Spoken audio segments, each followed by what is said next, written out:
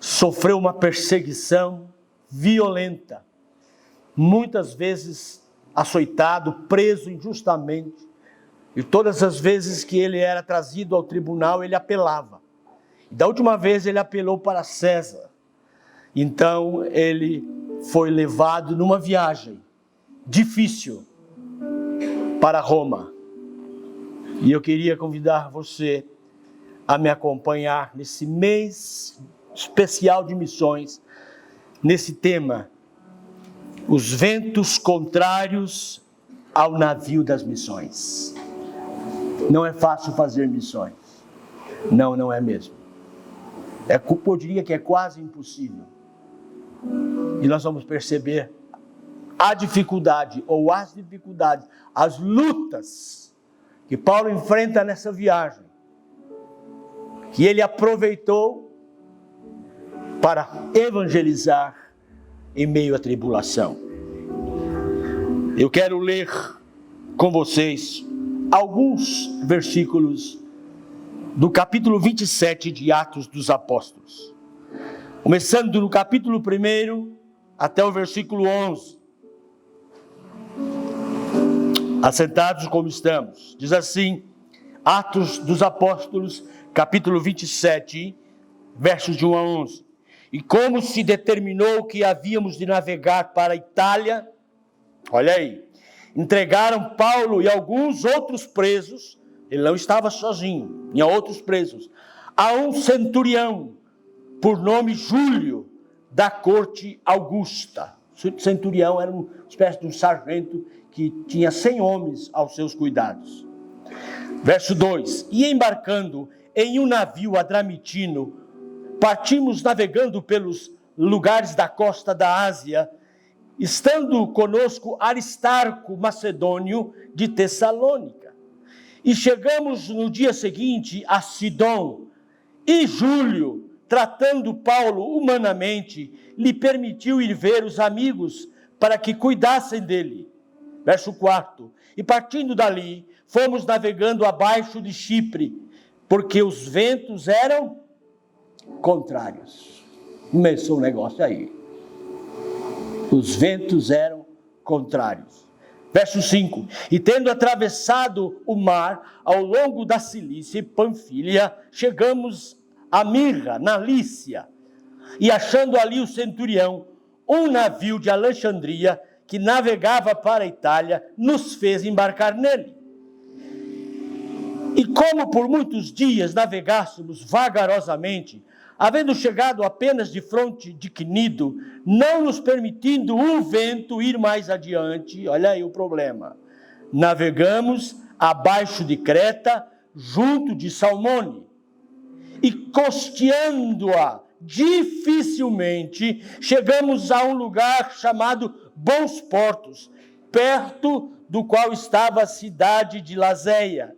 E, passando muito tempo, e sendo já perigosa a navegação, pois também o jejum já tinha passado, Paulo os advertia, admoestava, dizendo-lhes: senhores, vejo que a navegação há de ser incômoda, e com muito dano, não só para o navio e a carga, mas também para as nossas vidas.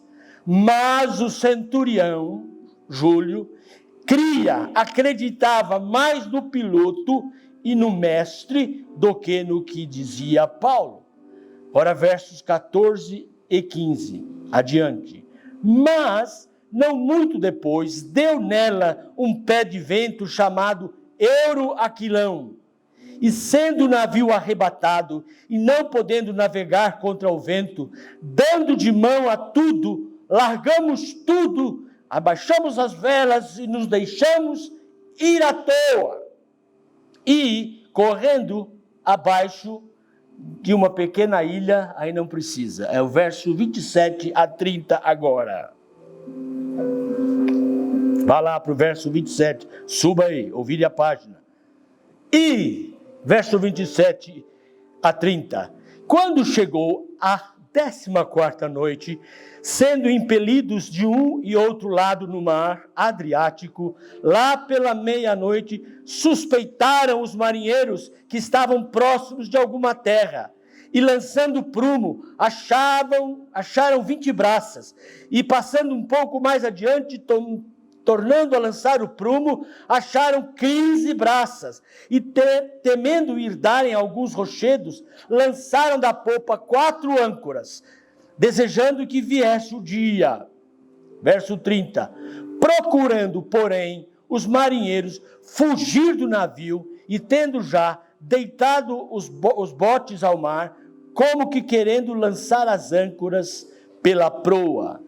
Agora vá para o verso 42 a 44. Acharam? Verso 42 a 44.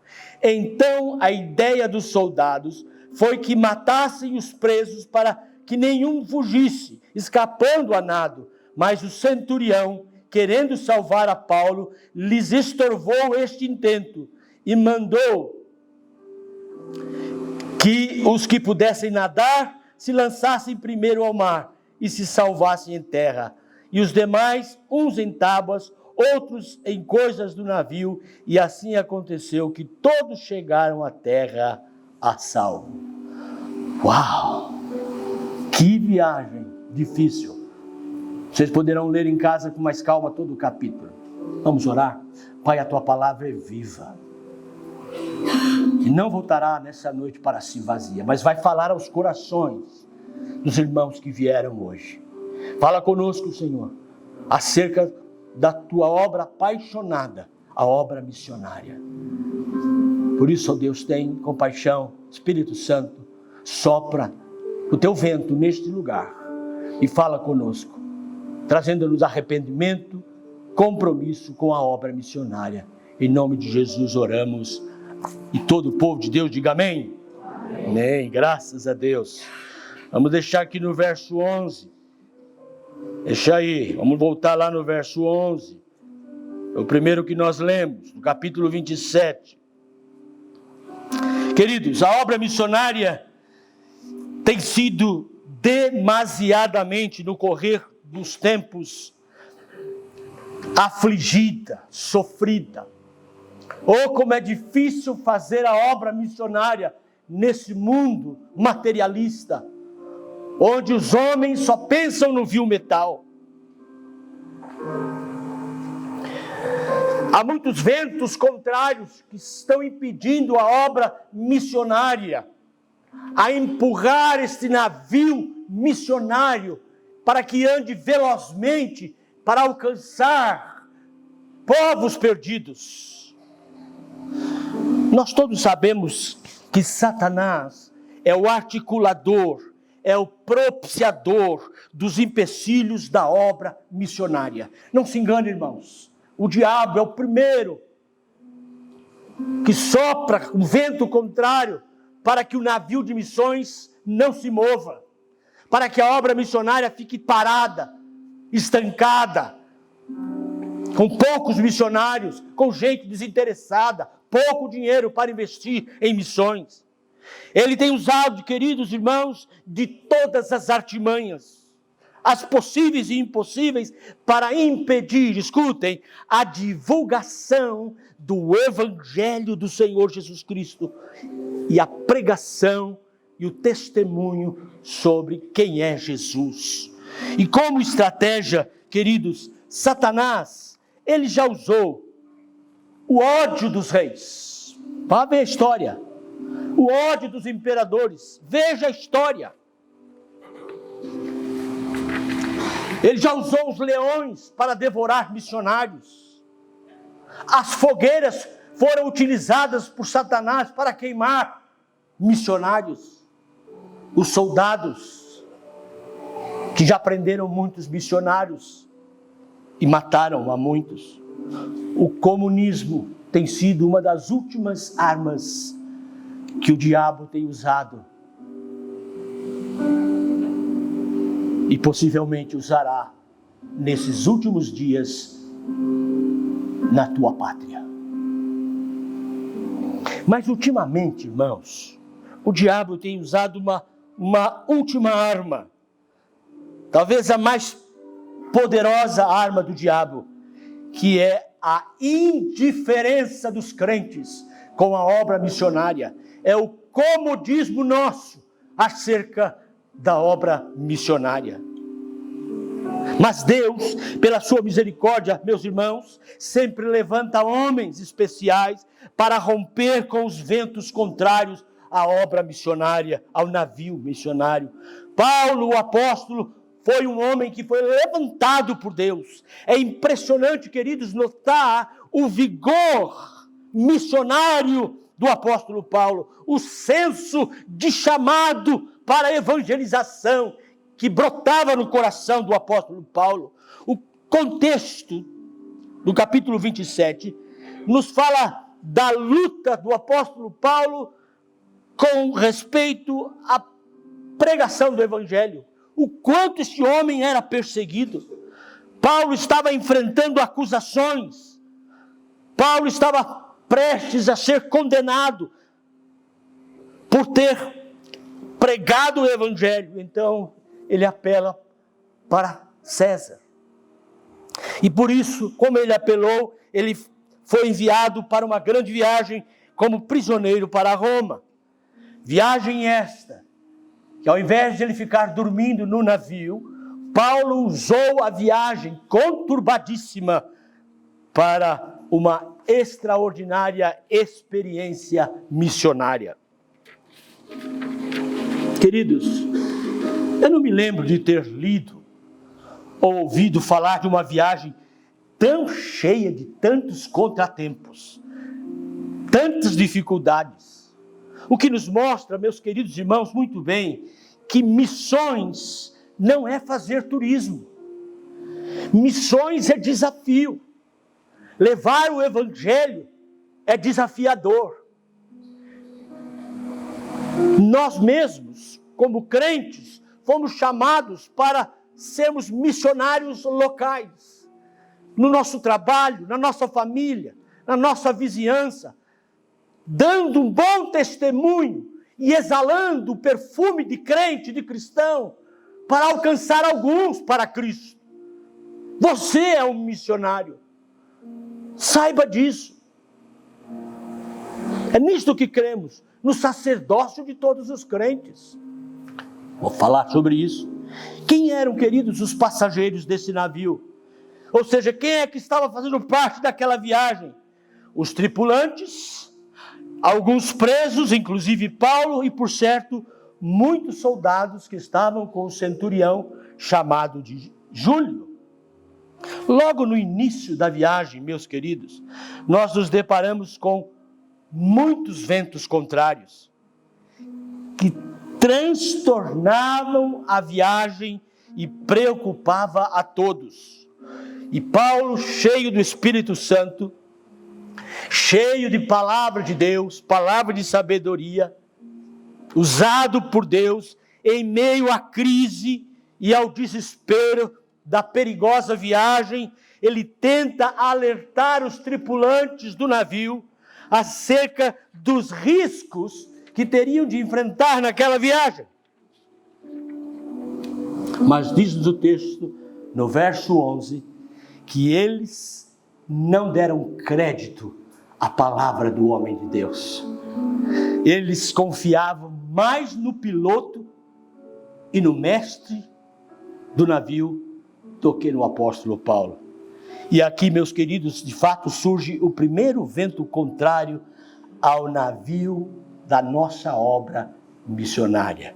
Primeiro vento contrário que atrapalha a obra da nossa igreja local. Esse é um navio missionário. Primeiro vento contrário é confiar somente nos técnicos, no capitão e no mestre do navio. Verso 11.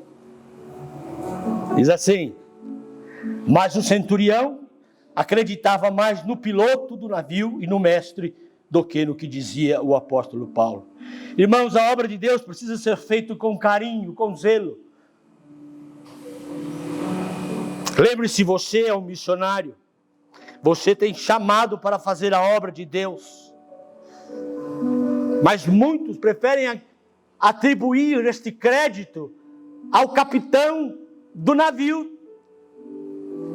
E passa a responsabilidade da evangelização para o pastor da igreja. Eu quero te dizer uma coisa. Pastor não gera ovelhas. Você sabe quem é que gera ovelhas? Quem é que se arrisca a me dizer? Quem é que gera ovelhas, irmãos? Ovelhas. Só vocês podem gerar outras ovelhas para o aprisco do Senhor.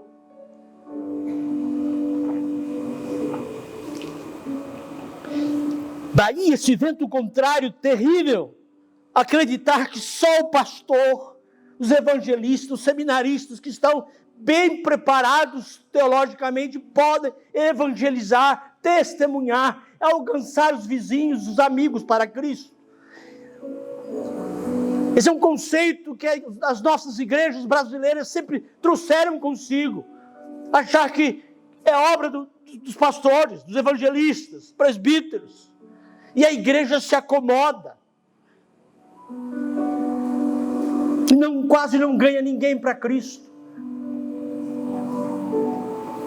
Queridos, segundo a visão do Novo Testamento, todo crente em Jesus Cristo é um missionário em potencial. Você tem sido preparado ano após ano na escola dominical, nos cultos, exatamente, meu querido irmão, para colocar em prática o seu aprendizado, para evangelizar, testemunhar e ganhar almas para Cristo, para fazer missões. Essa ideia maligna de pensar que só o pastor pode fazer, só o evangelista, só o missionário é que devem fazer a obra de evangelização, tem sido um forte vento contrário ao navio de missões. E esse foi o problema ali no navio de Paulo. O Espírito Santo tinha usado Paulo para dizer: a viagem vai ser perigosa. E ele deu alguns conselhos, mas eles não deram ouvidos, porque acreditavam mais no piloto. Eu me lembro de uma ilustração que o pastor Jeremias contou certa feita, que era madrugada, 3 horas da manhã, o telefone da sua casa tocou, do tempo que ainda havia telefone fixo.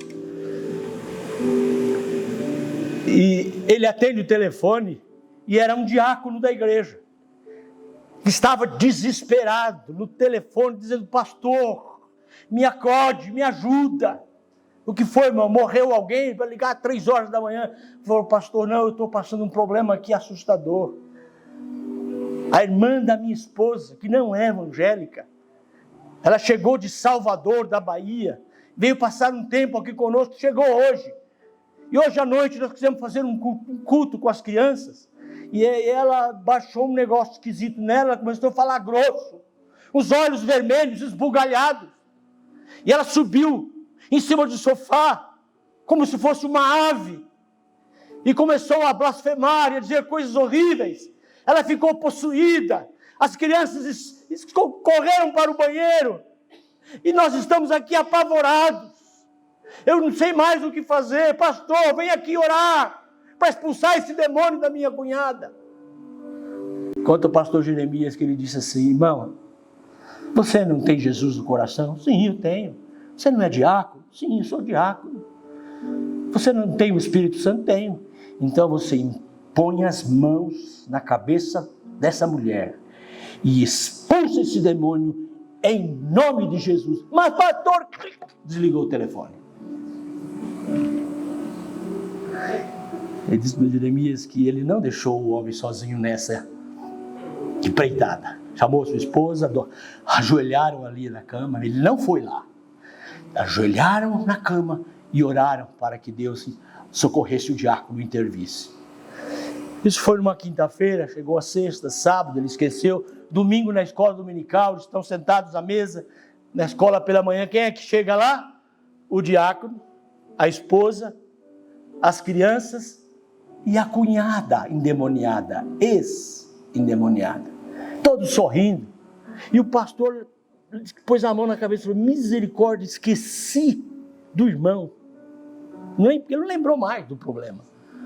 Terminada a escola dominical, ele foi falar com o irmão, e daí o que aconteceu? Ele falou, pastor, o senhor não queira saber que experiência nós tivemos. De repente nós chamamos as crianças, nos ajoelhamos em volta da minha cunhada e colocamos as mãos sobre ela e seguramos aquela mulher com força. E nós começamos a orar, cada um. Minha esposa orou, eu orei, as crianças oraram. E de repente aquela mulher amoleceu, ficou mole, voltou à lucidez. Os demônios saíram dela. E nós falamos de Jesus e ela convidou Jesus para morar no seu coração. Cantamos alguns hinos, ficamos a madrugada toda louvando a Deus e ela chorou muito. E hoje ela está aqui, liberta pelo sangue de Jesus. O pastor glorificou a Deus e disse, está vendo, irmão? Se eu tivesse ido, se o capitão do navio tivesse ido, a bênção seria minha. Mas hoje a bênção é tua. Louvado seja o nome do Senhor. Queridos, vocês já ouviram aquele hino, solta o cabo da nau? Da nau não é o nome de um homem, não. Já ouvi um pregador aí que mudou a pregação. Quando eu ouvi o hino, ele falou, vou pregar sobre da nau. Nau é uma embarcação. O cabo é o leme. E é o piloto que fica no leme, dando direção para a nau, para o navio. Solta e pega os remos. Comece a pregar, a testemunhar, seja um missionário.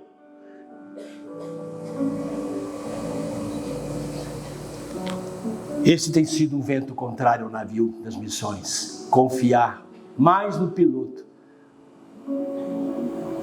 do que na ação do Espírito Santo na vida de cada um de vocês. Eu conto com vocês para essa empreitada.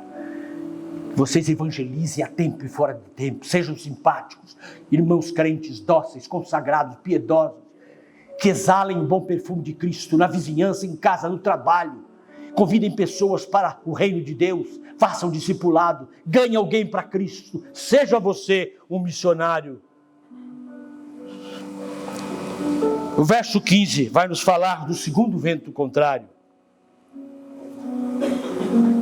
Veja lá. Diz assim o verso 15.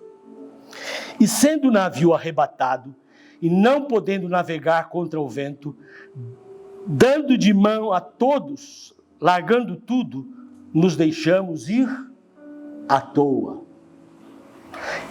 Queridos, o segundo vento contrário ao navio de missões é a indiferença dos crentes da igreja local. Tem jeito. Não tem vento parado, hora tem vento demais, sopra para lá, sopra para cá. Sabe uma coisa? Abaixa as velas, parem com os remos e deixa a vida nos levar. A indiferença com a evangelização é o segundo vento contrário que nós encontramos aqui. O texto usa uma expressão bem popular, bem conhecida, deixando levar, diz o texto.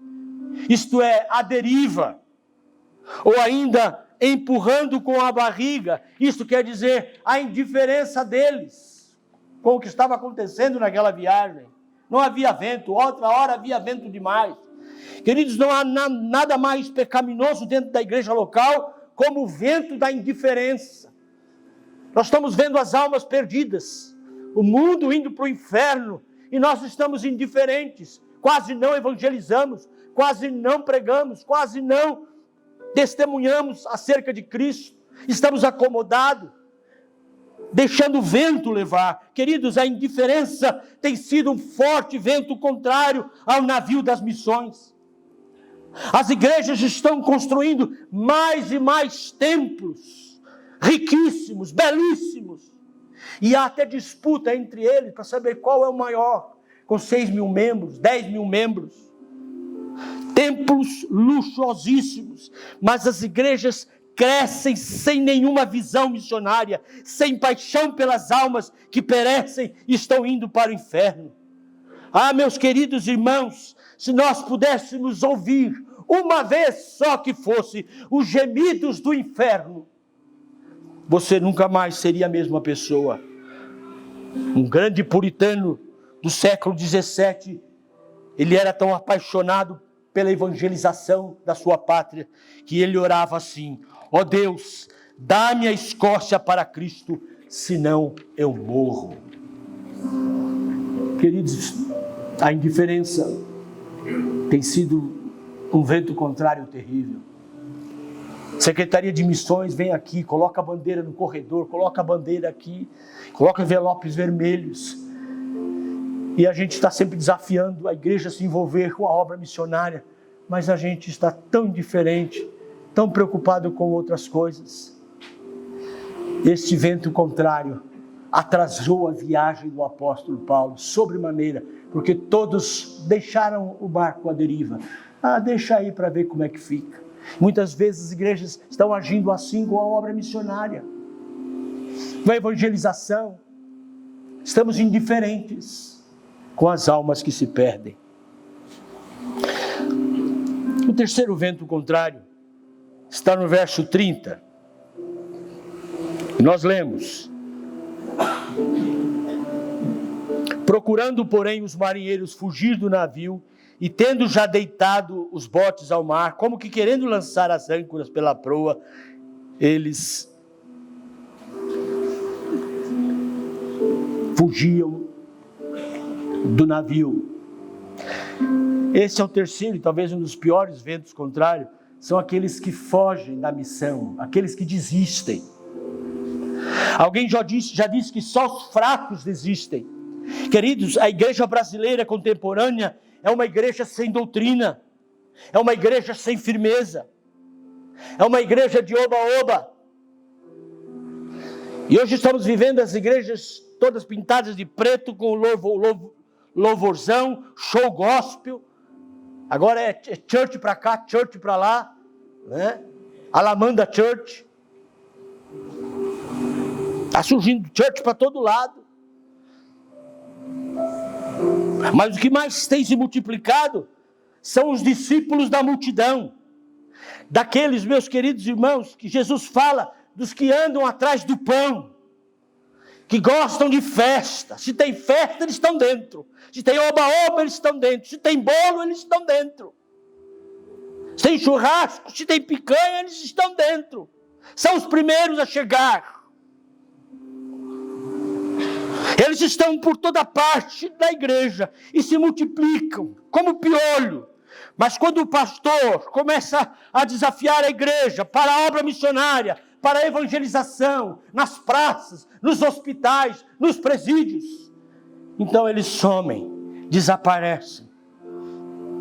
Dão um monte de desculpa, como aqueles que falam: não, nós vamos baixar as âncoras, descendo âncoras, que nada, estavam descendo os botes para fugir. É o que diz o texto. Não fuja do chamado de Deus para a evangelização. Nós temos que ser uma igreja pujante, uma igreja que trabalha. Venha cantar no coral, venha ajudar no departamento infantil, evangelizando e ensinando as crianças. Venha participar da EBF, venha ajudar os jovens, os moços, as moças. Vamos sair para cantar no final do ano com coral, quem sabe nos hospitais, nas praças, quem sabe nos grandes centros, nos shopping centers. Nós precisamos fazer mais e não dar mão a esse vento contrário terrível de abandonar, de fugir ao chamado da evangelização. Há outros que até se animam e começam, mas vindo as dificuldades, os pequenos e poucos frutos logo desanimam e desistem da importante tarefa. Sem contar os pastores, evangelistas e missionários que têm desistido e têm abandonado o ministério. Há muitos, irmãos. O Brasil Presbiteriano, um jornal, era mensal, nem sei se é mais mensal, bimensal, não sei. Mas no Brasil Presbiteriano, há lá uma página dos pastores que desistem do ministério, que são expulsos por pecados e práticas, São dezenas, por que não dizer às vezes centenas de pastores que desistem. Há muita gente desistindo porque de fato a viagem missionária não é fácil. Há muitos ventos contrários. Muita gente tem abandonado o ministério. Sim, irmãos, infelizmente, este é um fortíssimo vento contrário ao navio de missões. Mas finalmente há um quarto vento missionário contrário aqui. Quarto vento contrário. Vamos lembrar o primeiro? Me ajuda aí. Confiar mais no piloto do que no nosso chamado. Confiar mais no pastor, deixar essa responsabilidade com ele. Para ele, o senhor que evangeliza, o senhor ganha para isso. É confiar no piloto mais do que no Espírito Santo, na obra de Deus e no seu chamado. Você é um missionário. Segundo vento contrário que nós encontramos. Me ajuda aí. Você precisa mexer nos meus papéis. A indiferença.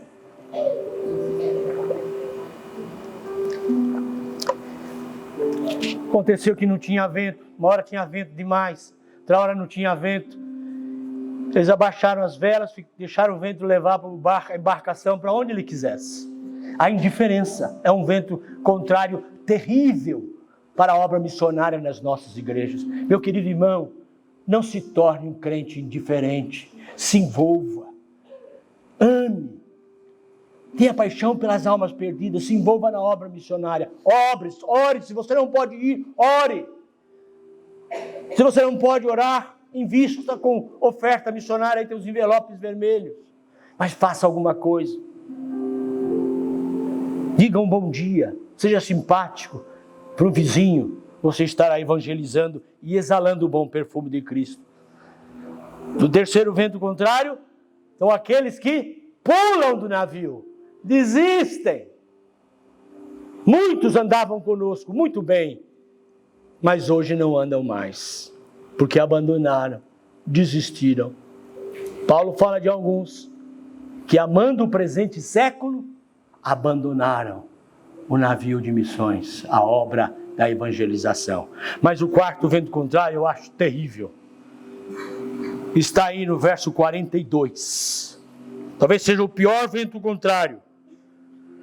Quando eles perceberam que o navio ia afundar e os presos poderiam escapar, sabe o que os soldados disseram? Vamos matar a todos os presos, para que nenhum se salve. Então a ideia dos soldados foi que matassem os presos, para que nenhum fugisse escapando a nado. Mas o centurião, que já estava quase que evangelizado por Paulo, quase convertido, querendo salvar a Paulo, não permitiu esse intento e disse: não, deixe que a sorte deles resolva. Se eles conseguirem a nado se salvar, amém. Se não, morram afogados, mas nós não vamos tirar a vida. Diz o texto que todos se salvaram. Sem dúvida, irmãos, há um novo despertar missionário nos tempos que estamos vivendo. Nunca se falou tanto em missões, conferências missionárias, como nesses tempos.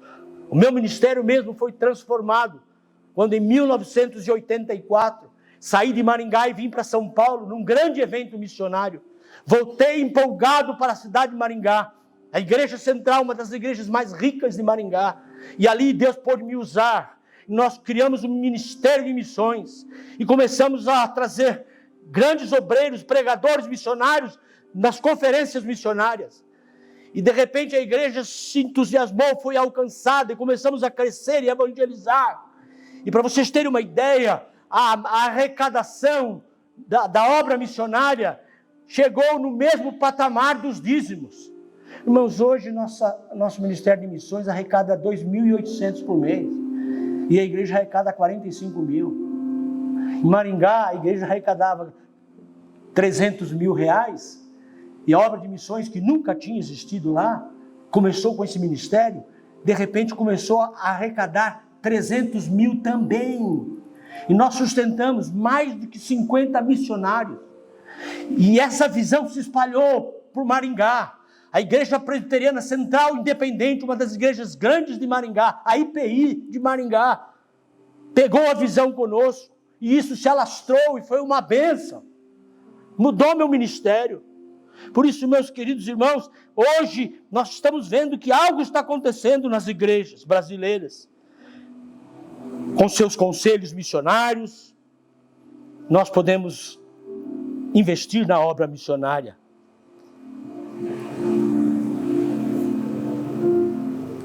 Mas infelizmente, meus irmãos, ainda falta maturidade para o povo brasileiro fazer missões.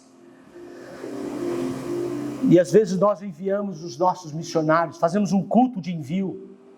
E lá vai ele com a esposa e com os filhos, lá para aquele fim de mundo. E a gente ajuda a mandar alguns dólares, e algumas igrejas também ajudam. Ele assim, depois de arrecadar algumas ofertas, ele vai. Passado alguns meses, as igrejas começam a recuar e a abandonar o missionário, e não mandam mais as ofertas. Você já imaginou? Missionário longe de casa, agora não recebe as ofertas, passando necessidade, aperto. Muitas vezes as igrejas abandonam os seus missionários. Isso tem sido tão triste. Queridos irmãos, isso é crueldade. Quando nós enviamos um missionário, nós precisamos orar por ele. Estar em contato através do WhatsApp, e-mail. Naquela época a gente mandava carta. Hoje nós temos o WhatsApp, a gente pode falar diretamente. Para evitar a crueldade do abandono. Queridos, a crueldade no meio das missões, ou no meio do tempo de missões, é um vento contrário terrível contra o navio missionário. A crueldade das igrejas. Como disse, abandonam. Quando o dinheiro vai faltando e a gente tem que cortar as verbas para melhorar a arrecadação, sabe de quem primeiro nós cortamos a verba? Dos missionários. Paramos de enviar o dinheiro para eles. Isso é crueldade. Crueldade. Certa vez a igreja de Maringá alugou um ônibus e nós fomos com 40 pessoas visitar um campo missionário em Dourados, Missão Caiuá. Não sei se você sabe, a igreja presbiteriana tem uma linda missão. Eles têm um hospital para índios, eles têm clínica dentária para índios, eles têm várias igrejas que eles construíram para os índios. Hoje já há pastores indígenas tomando conta dessas igrejas. E nós chegamos lá e ficamos impactados com aquele hospital. Os médicos eram missionários. Os dentistas eram missionários que tinham deixado sua casa, sua família, para trabalhar de graça em favor dos índios.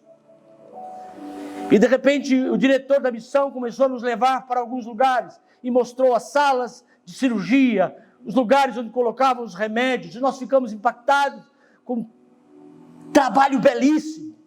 Mas no momento ele levou numa sala, e no meio da sala havia uma montanha de sapatos. E ele disse: pastor, você está vendo todos esses sapatos? Sim, estou vendo. Então, esses sapatos são as igrejas que mandam para nós. É tudo sapato de um pé só.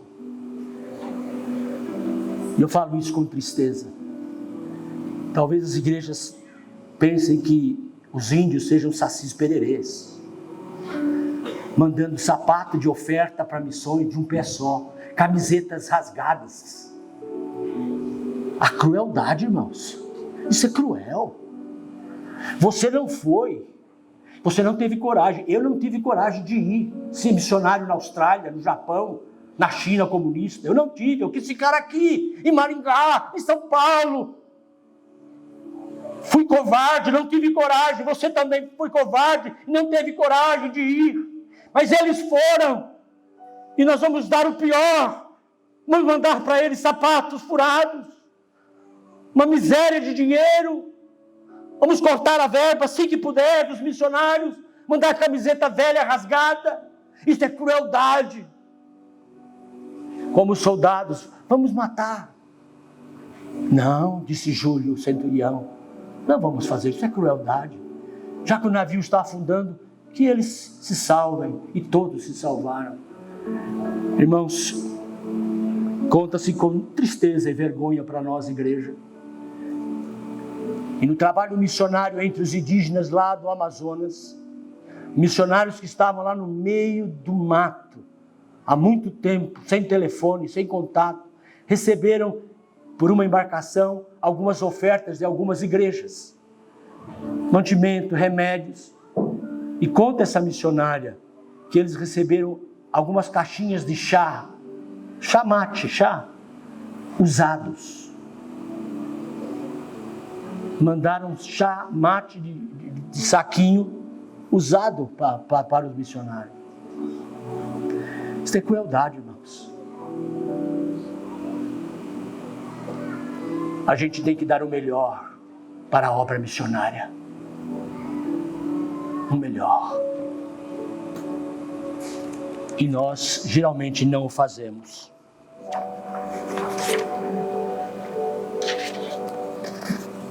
Mas eu quero concluir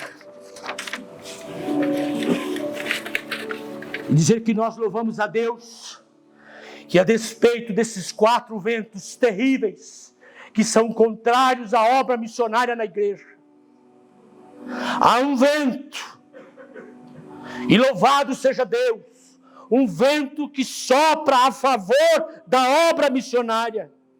É o pneuma de Deus. Pneuma de Deus. Você sabe o que é isso? É o Espírito Santo.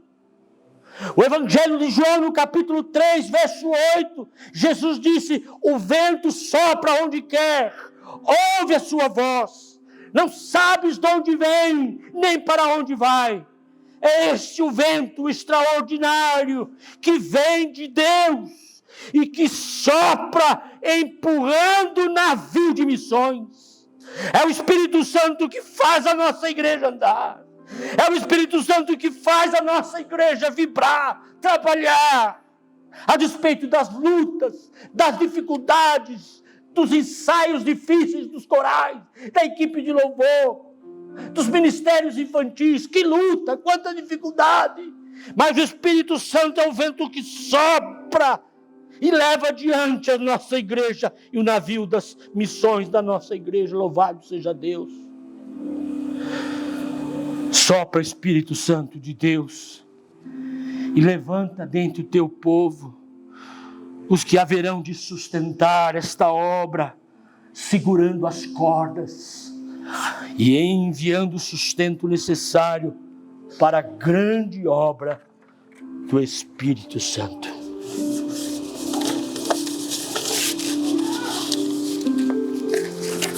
Espírito Santo, há vento do Espírito, sopra neste lugar e toca os nossos corações.